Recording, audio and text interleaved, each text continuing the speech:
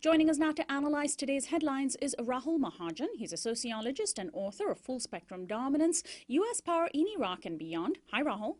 Hi, Sonali. Now, President Obama, in an interview on CNN yesterday, said the U.S. is considering putting North Korea back on its list of state sponsors of terrorism over the recent Sony hacking controversy. The president labeled the incident one of cyber vandalism, which does not rise to the level of an act of war or terrorism. At the heart of the matter is a Sony film project depicting an assassination attempt against North Korean leader Kim Jong-un, which the hackers targeted. The film's release has now been cancelled. The North Korean regime has responded, saying it is not responsible for the cyber attack and even claimed it has evidence that the White House was behind it. In a statement, the North Korean government referred to the U.S. as a, quote, cesspool of terrorism. China, which says it opposes all such attacks, has come to the defense of North Korea, considered a major ally. Well, Rahul, this cyber attack targeted a private corporation, not the U.S. government. And the whole world knows that the U.S. government spies on everyone, including foreign governments. How hypocritical has the response been from the White House? Well, so let's be clear that this is a little bit more than a matter of spying, because they did actually extensive vandalism to Sony's IT infrastructure, among other things. So this was, whoever did this was an attack that rose beyond the level just of surveillance. But to talk about terrorism, as many people have, and as you know, thankfully the White House is not ready to go quite that far, is really kind of a ridiculous overreach. I mean, if the Sony hack is terrorism, then what is the constant regime of drone strikes in Pakistan? I mean, if we're being deprived of our right to go and watch what seems to be an extremely stupid and probably racist movie, which is, you know, a right that we all should be free to exercise, then what do we talk about depriving others of the right to enjoy a blue sky, as is the case in many places that the United States regularly drones? Right. And the Department of Defense on Saturday announced it has returned 4 Afghan prisoners to their home country. It was the first time inmates from Guantanamo were repatriated to Afghanistan, and the move was apparently in response to a request by newly seated President Ashraf Ghani. Earlier this month, the U.S. released 6 other prisoners into the custody of Uruguay.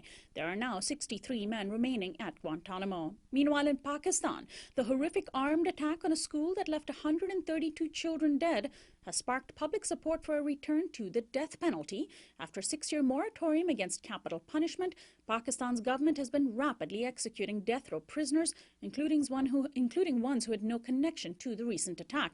Among those whose executions are planned is a young man who was arrested when he was only 14 years old. He says he was tortured into confessing to a kidnapping and a murder. Rahul, has the U.S. sort of set the standard for how poorly governments respond these days to acts of terrorism?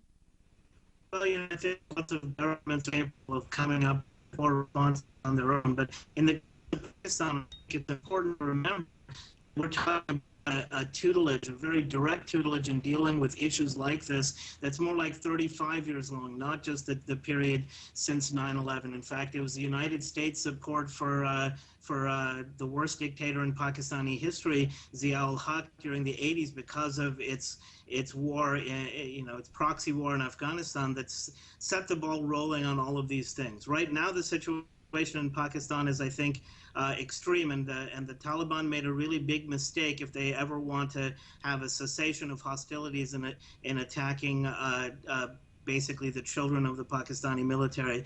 It looks like we're in for more escalation. And finally, here in the United States, undocumented immigrants in Arizona will begin today to be able to apply for driver's licenses after the U.S. Supreme Court refused to take up a Ninth Circuit Court of Appeals decision overturning Governor Jan Brewer's license ban.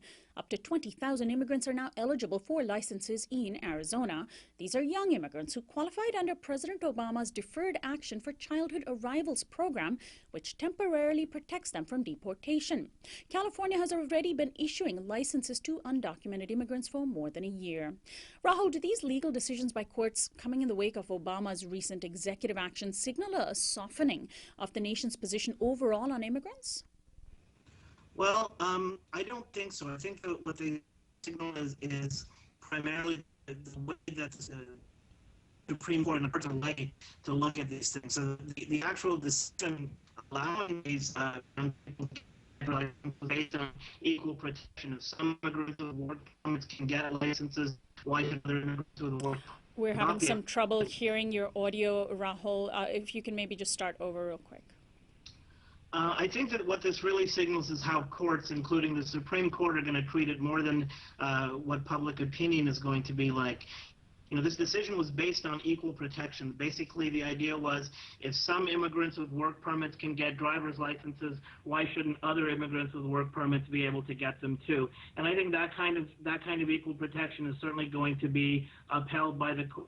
As is a general defense of federal prerogative. This was a state versus federal kind of issue. And the last thing to remember, I think, is that the Republican Party itself is somewhat split. I mean, the masses, the grassroots are firmly anti-immigration now, but the business wing of the Republican Party, dwindling as it is still has a very different position.